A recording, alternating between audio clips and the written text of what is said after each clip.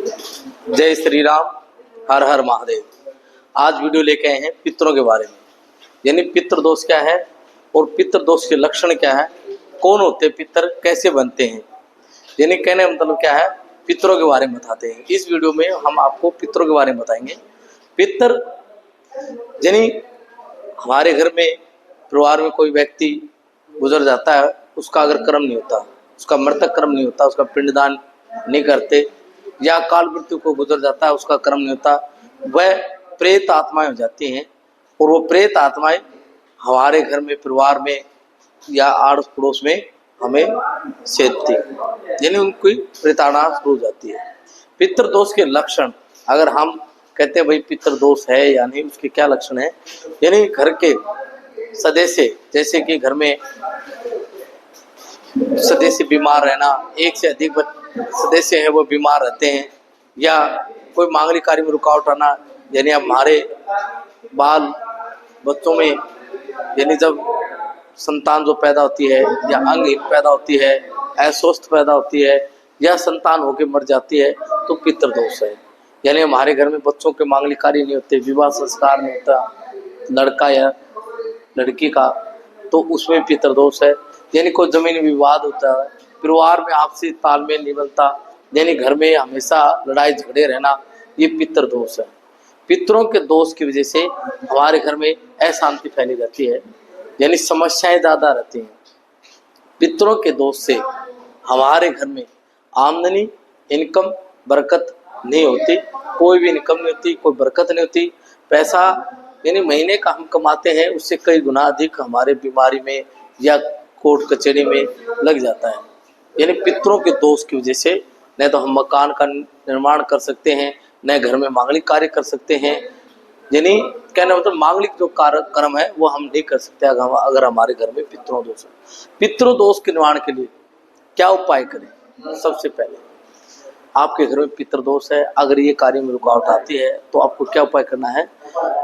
पहले सबसे पहले अपने पितरों के आपके नज़दीक कोई ब्राह्मण है, वेद पाठी ब्राह्मण है, उनसे आप गायत्री, पितृ गायत्री पाठ कराएं। उसके बाद में पिंडदान कराएं, पितरों का तर्पण करवाएं, हवन करवाएं।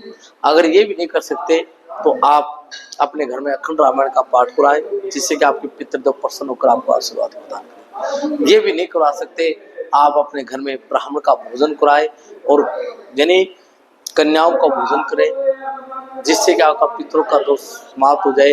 यानी ये एक उपाय है जिससे आप पितरों का दोष को निवारण कर सकते हैं। आपके घर में जो पितृ दोष है उनके निमित्त आप अर्जी लगा के रखें, पितरों को कलशी दें, यानी एक जल का पात्र ले, उसमें गंगा जल, दूध, काले तिल, मीठा डालकर दक्षिण दिशा की तरफ मुख कर आप पीपल के जड़ के पास में अर्घ दे पितरों के नाम के। हे जगत के साक्षी पितृदेव, आप दूध जल मिश्रित जल पीकर तर्पित हो और हमें आशीर्वाद प्रदान करें, हमारे घर में जो भी बाधाएं को दूर करे।